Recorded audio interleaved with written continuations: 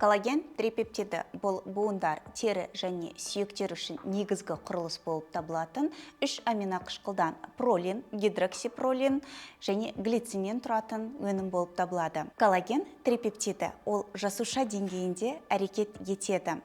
Коллагеннің қалыптасуына көмектесетін фибробласттардың синтезделуін ынталандырады.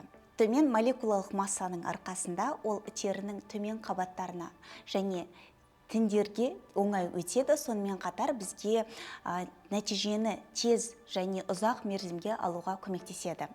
Әдеттегі коллаген мен коллаген трипептидінің айырмашылығына келетін болсақ, бұл оның қолданылуы және сіңірілуі жағынан ерекшеленетін бірдей аминақышқыл құрамдарының екі түрлі нысаны болып табылады.